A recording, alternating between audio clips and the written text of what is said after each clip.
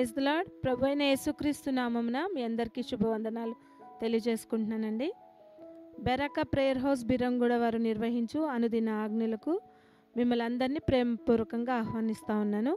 దేవుడు ఈరోజు మనకిచ్చిన ఆజ్ఞ బైబిల్ గ్రంథంలో నుంచి మత్తయి సువార్త 5వ అధ్యాయము 37వ వచనాన్ని నేను మీ కొరకు చదువుతున్నాను. మీ మాట అవునంటే అవును, కాదంటే కాదు అని ఉండవలెను. వీటిని మించినది దుష్టుని నుండి పుట్టినది. దేవుడు ఈరోజు మనకిచ్చిన ఆజ్ఞ, మన మాట ఎలా ఉండాలంటే, నువ్వు అవునంటే అవునన్నట్టే, కాదంటే కాదన్నట్టుగా, అంటే ఒకే మాట ఉండాలి. మాట మనిషి దగ్గర ఒక్కొక్క మాట తప్పించుకునడానికి ఇదొక మాట అదొక మాట మనం మాట్లాడేవారముగా మనం ఉండకూడదు. అంటే దేవుడు మనకి ఈరోజు ఆజ్ఞాపించేది ఏదంటే, ఏది చెప్పినా, అంటే అబద్ధం చెప్పినా అని కాదు, నువ్వు ఎప్పుడు కూడా నిజమే చెప్పాలి. ఏ పరిస్థితుల్లో అయినా కానీ నిజమే చెప్పాలి. ఆ మాట అవునంటే అవునట్టుగా ఉండాలి, కాదంటే కాదన్నట్టుగా ఉండాలి. దీని మించినది ఏమవుతుందంటే దుష్టుని నుండి పుట్టినది. అంటే తప్పించుకోవడానికి మనము అనేకమైన మాటలు మారుస్తాం అన్నమాట. అది ఇక్కడ ఒక మాట అక్కడ ఒక మాట ఎందుకు చెప్తున్నామంటే అది దుష్టుని నుండి పుట్టింది.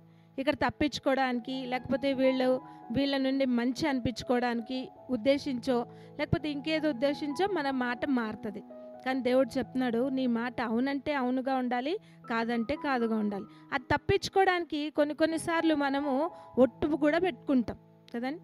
ఒట్టు పెట్టుకుంటే దేవుడు అంటున్నాడు, కొంతమంది ఆకాశం మీద ఒట్టు అని పెట్టుకుంటారంట.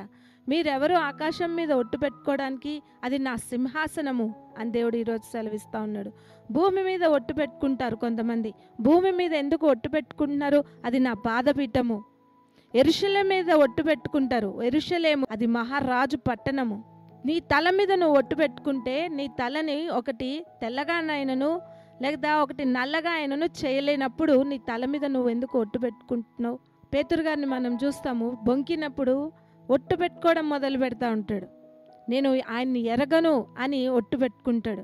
కానీ తర్వాత ఎంతో పశ్చాత్తాపడ్డాడు. తర్వాత దేవుని కొరకు బలమైన కార్యములు ఆయన చేశాడు. దేవుడు ఈరోజు మనకు ఆజ్ఞాపించేది ఏంటంటే, నీ మాట అవునంటే అవును, కాదంటే కాదన్నట్టుగా ఉండాలి. నీ భర్త నిన్ను నమ్మాలి. నా భార్య ఎప్పుడు కూడా నాకు అబద్ధం చెప్పదు, తను ఖచ్చితమైన మాటే చెప్తుంది.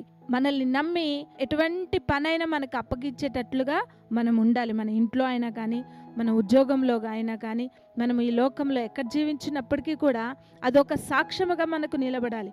ఈమె చాలా ఖచ్చితముగా ఉంటుంది, ఆమె మాట అవునంటే అవునుగా ఉంటుంది, కాదంటే కాదనుగా ఉంటుంది, కాబట్టి ఆమెని మనం నమ్మొచ్చు అని ప్రతి ఒక్కరు మన గురించి సాక్ష్యం పొందుకునే వారముగా మనం జీవించాలి. అంతేగాని ఈమె అంత అబద్ధికురాలు, ఇక్కడొక మాట అక్కడొక మాట మాట్లాడుతుంది అంటే అలా మనం జీవించినట్లయితే అది దేవునికి అవమానకరము. మనము సాతాన్ని సంతోషపెట్టిన వారముగా ఉంటాం, కానీ దేవుని సంతోషపెట్టే వారముగా మనం ఉండము. కాబట్టి మన మాటను ఈరోజు నుంచి ఏదైనప్పటికీ, ఒక తిట్లు తింటాము, లేకపోతే ఇంకో అవమానపరుస్తారు, లేకపోతే ఇలాంటి దానివి అలాంటి దానివి అంటారు. అది సహించినప్పుడు దేవుడు మనకి, ఆయన నిత్యరాజ్యంలో మనకి బహుమానం మనం పొందుకుంటాం. కానీ ఈ లోకంలో దేవుడు మనకిచ్చిన ఆజ్ఞను మనం పాటిద్దాం. మన మాట అవునంటే అవునుగా, కాదంటే కాదుగా సాగుతూ ముందుకు వెళ్దాము. అంతేగాని దుష్టుని మాటగా మన మాట ఉండకుండా జాగ్రత్త పడదాం.